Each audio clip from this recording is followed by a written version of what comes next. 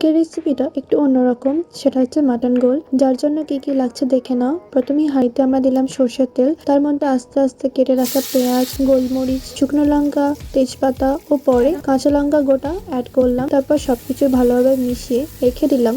তারপর দিচ্ছি আদা রসুনের পেস্ট।